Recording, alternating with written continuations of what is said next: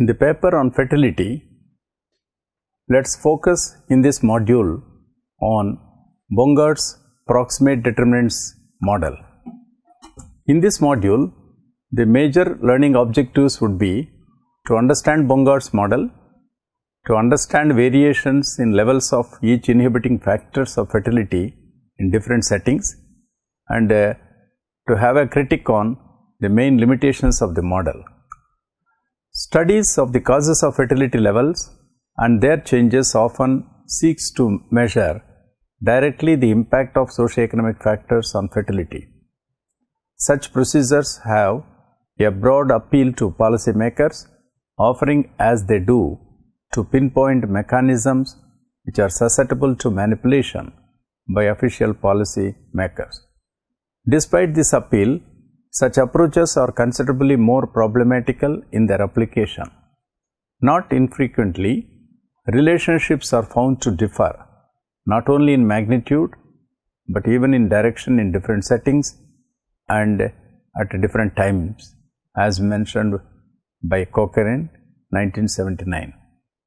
Substantial insights can be gained if, in addition to the socioeconomic factors influencing fertility, the specific mechanisms through which these factors operate are identified and also understood. For example, the level of education of women is a socioeconomic indicator that is frequently found to be negatively related to fertility. A more detailed analysis may show that among educated women, marriage is relatively late or use of contraception more frequent, thus clarifying the relationship between education and fertility.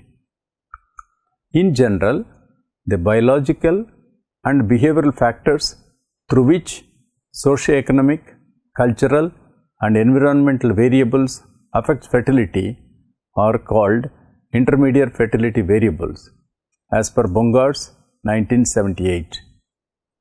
The primary characteristics of intermediate fertility variables is its direct influence on fertility levels. If intermediate fertility variables such as the prevalence of contraception changes, then fertility necessarily changes also, assuming the other intermediate fertility variables remains constant, while this is not necessarily the case for an indirect determinants such as income or education. Consequently, fertility differences among populations and trends in fertility over time can always be traced to variations in one or more of the intermediate fertility variables, according to Bongaarts, 1978. Although these relationships have been recognized since the pioneering work of Kingsley Davis and Judith Blake in 1956, in the mid-50s, the efforts to quantify the link between a set of intermediate fertility variables and fertility levels have proven difficult and have thus far only resulted in highly complex reproductive models. The concepts of proximate determinants, let's focus here. Human fertility is governed by a number of immediate biological and behavioral factors which are themselves influenced by distal, socioeconomic and cultural factors. In order to understand the cause of variations and changes in fertility levels between populations and over time, it is necessary to understand the mechanisms through which various factors influence fertility. The proximate determinants of fertility are the biological and behavioral factors through which social, economic, cultural and environmental variables influence fertility. They have direct effects on fertility. Contraceptive use and sexual activity may be the most obvious factors affecting the level of fertility in different populations. The Bongaarts model is a tool for examining the relative contribution of each of the four factors to the inhibition of fertility from its theoretical maximum. it's an aggregate fertility model which describes the relationship between fertility and the four principal proximate determinants, that is marriage, contraception, induced abortion and postpartum infecundability or postpartum insusceptibility. The four proximate determinants are considered as inhibitors of fertility because their action means that fertility is lower than its theoretical maximum. Fertility is lower than its maximum because of factors like delayed marriage and marital disruptions, the use of contraceptives, induced abortions and postpartum infecundability due to breastfeeding and postpartum abstinence. The relation of total fertility rate and the inhibitors of fertility are expressed in the following equation. Total fertility rate is equal to TF multiplied by CM and CI multiplied with CA and again multiplied with CC, where TFR is equal to total fertility rate, TF is equal to total fecundity rate, CM is equal to index of marriage, CI is equal to index of postpartum infecundability, CA is equal to index of abortion, CC is equal to index of contraception. Let's discuss about the other issue related to index of marriage, that is marriage which is through exposure to sexual intercourse. The index of marriage, which is denoted as CM, is intended to express the reduction in fertility caused by women not being sexually active throughout their entire reproductive period. The index is often approximated by the proportion of women in the reproductive age of 15 to 49 who are married.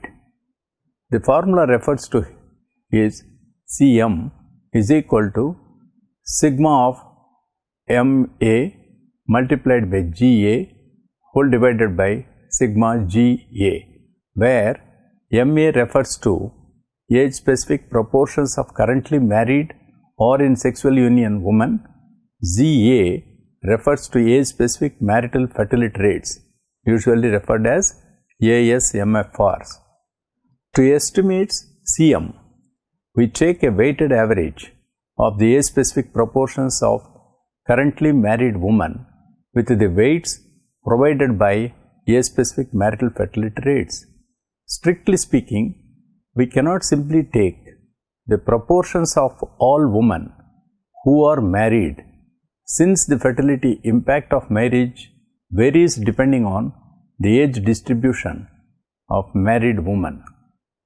Married women in the central childbearing years contributes more to the total fertility rate than the younger, that is below 20 years, or older women, that is above 40 plus years do. An alternative approach is take the ratio of fertility of all women to the fertility of those married, which is usually defined and presented as CM is equal to TFR by TMFR, where TFR is equal to total fertility rate, TMFR is the total marital fertility rate. The other aspect which is to be discussed here is postpartum infecundability or postpartum insusceptibility. It is referred to through an index of postpartum infecundability, usually measured as CI. The index of postpartum infecundability is intended to measure the effects on fertility of extended periods of postpartum infecundability, are often called postpartum insusceptibility due to postpartum amenorrhea and postpartum abstinence, as per Bongaarts 1982. The index is calculated as CI is equal to 20 by 18 plus 18.5 plus I, where I is equal to average duration of postpartum infecundability, that is postpartum insusceptibility, caused by breastfeeding and postpartum abstinence. If no breastfeeding or postpartum abstinence is practiced, the birth interval averages about 20 months. This is made up of 1.5 months minimum postpartum infecundable period, 7.5 months of waiting time to conception on an average, 2 months of time added by spontaneous intrauterine mortality on an average, 9 months for a full-time pregnancy. Therefore, in the presence of breastfeeding and postpartum abstinence, the average birth interval equals approximately 18.5 months, that is 7.5 plus 2 plus 9 plus the duration of postpartum infecundability, which is defined by length of postpartum amenorrhea and abstinence. This factor therefore measures the fertility inhibiting effects by taking the ratio of the minimum birth interval, that is 20 months, and that extended by postpartum amenorrhea or abstinence. Let's discuss about the contraception. The index is intended to measure the fertility inhibiting effects of contraceptive use. The index is calculated as follows. Cc is equal to 1 minus 1.08 multiplied by small u multiplied by small e, where u refers to prevalence of current contraceptive use among married women of reproductive age, e refers to average use effectiveness of contraception. Here, the index of contraception varies inversely with the prevalence and use effectiveness of contraception. If contraceptive practice is absent or completely inefficient, Cc becomes 1.0. The factor 1.08 represents an adjustment for the fact that couples do not use contraception if they know or believe that they are infecund.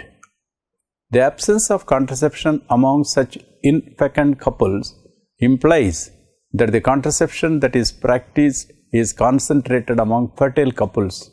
Therefore, U, which measures prevalence among all couples, has to be inflated to take into account of this concentration of contraception. Use effectiveness of contraception is another issue that requires focus, and contraception does not protect women from pregnancy unless couples use the method which they have chosen effectively and consistently. While it is difficult to measure the use effectiveness of contraception, let's focus about contraceptive prevalence. Contraceptive prevalence varies across populations. Over 70% of women use modern contraceptive methods in many parts of the world, like in North America, Europe, Brazil, China, Australia, and other regions. On the other hand, low prevalence, that is less than 20% of contraceptive usage, is concentrated in sub-Saharan Africa, Pakistan, Afghanistan, Yemen, where the total fertility rates are high, that is over 4 children per woman. The other aspect that requires attention in this regard is on abortions. The index of abortion, which is intended to measure the inhibiting effects of induced abortion.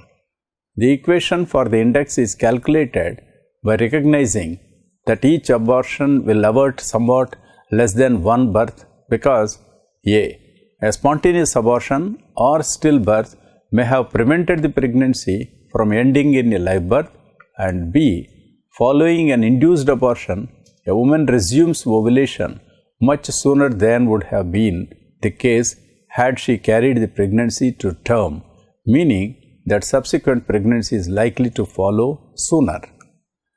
The formula here refers to Ca is equal to total fertility rate divided by total fertility rate plus 0.4 multiplied by 1 plus U multiplied by Ta, where Ta is referring to total abortion rate. total number of abortions over the reproductive period per woman among only married women. U refers to contraceptive prevalence. Abortion rate. Abortion is one of the most difficult health outcomes to quantify. More data and estimation methods have been improved, however, in recent years. What are the major problems and limitations in adopting this method requires our attention. The Bongaarts Proximate Determinants framework is theoretically strong, however, there are several limitations. Let's discuss all this here. While Bongaarts' framework on proximate determinants of fertility elucidates the relationship between levels of fertility and biological and behavioral factors, it's of course a simplification of reality.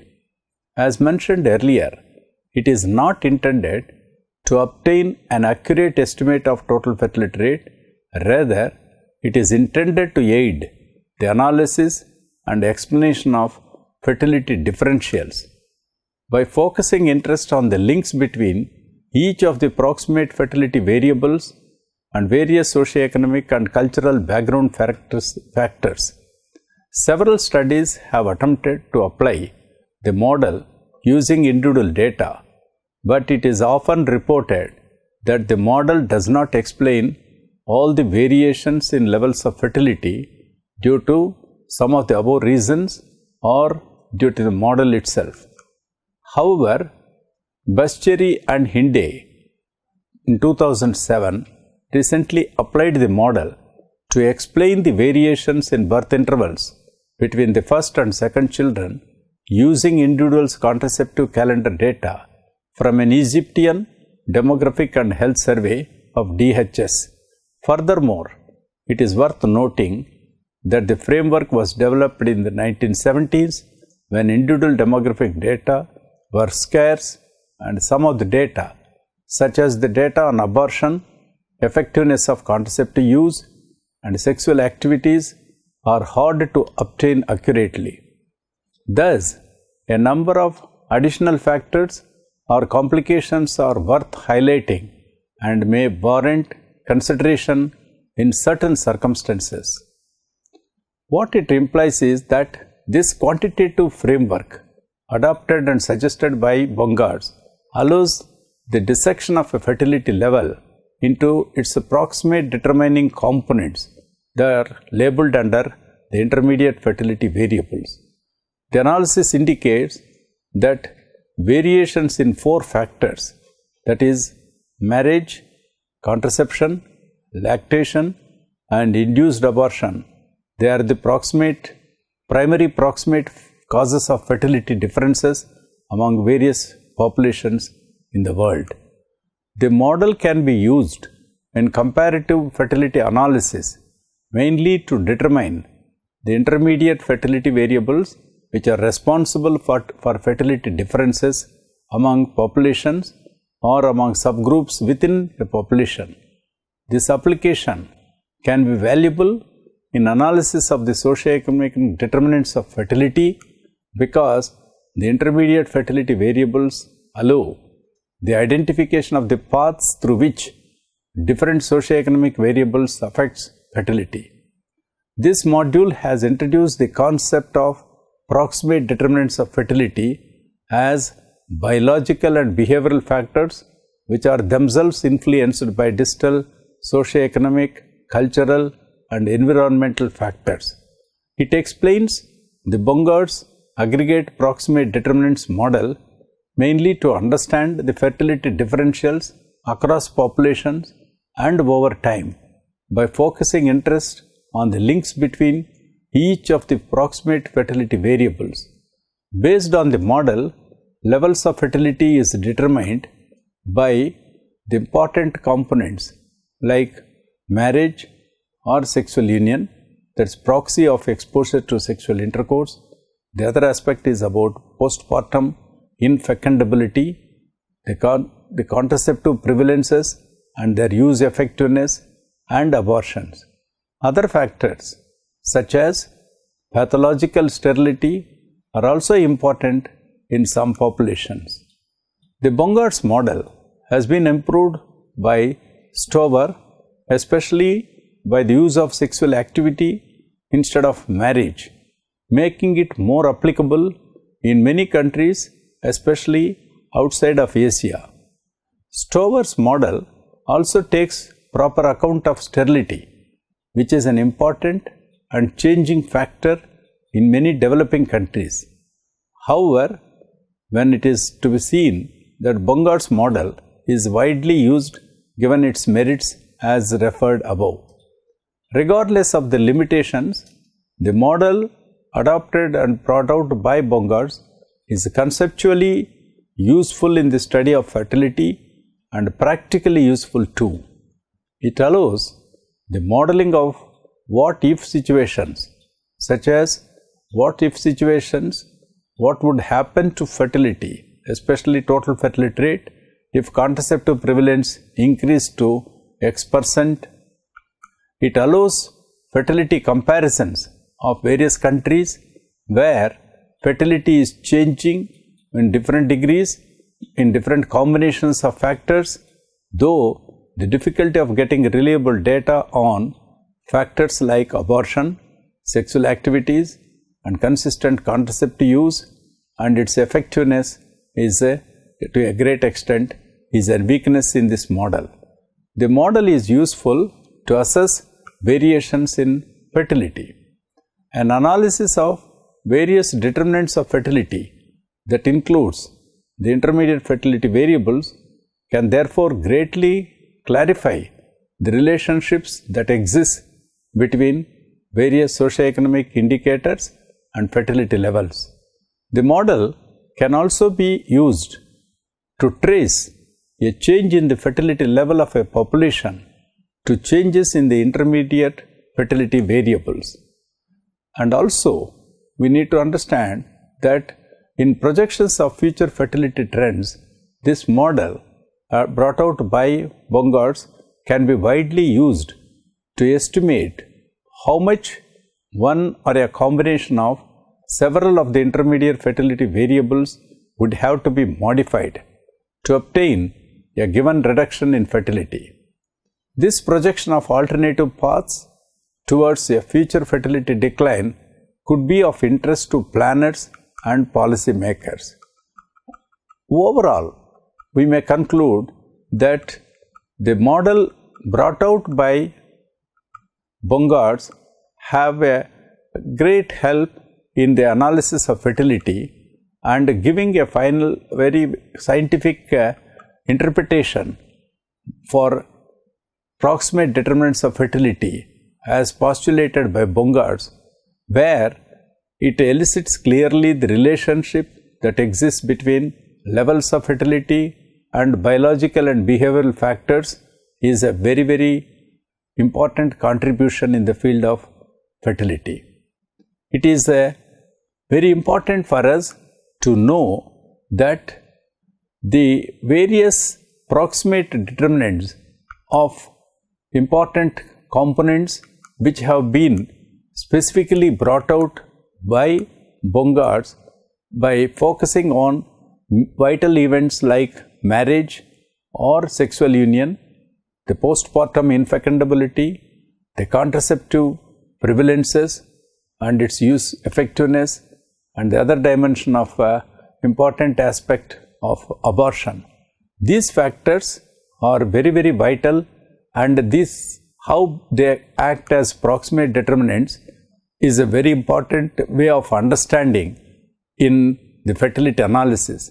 The other aspect is about by applying these determinants, one could understand the differences and differentials that exist across different populations over a period of time, so that a scientific attempt can be made mainly to understand not only the levels of fertility and its variations, but also to know the various factors in areas of social, economical, demographical, health, cultural and other such factors, how they are relatively and cumulatively influencing the fertility levels in a given community over a period of time is of scientific importance and also a major contribution in the area of fertility.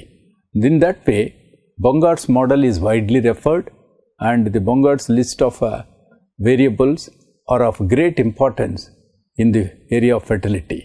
One would easily understand that the factors and the relative contributions of the listed components which are labeled as proximate determinants by Bongaart are of widely referred in various communities, and also these factors are of great essence in understanding not only the levels of fertility but also the type and the extent of interventions that the health planners and the demographers are bringing out at the ground level, so as to see that the changes in the fertility takes place and its levels are to a minimum level where it has an implication for the overall development.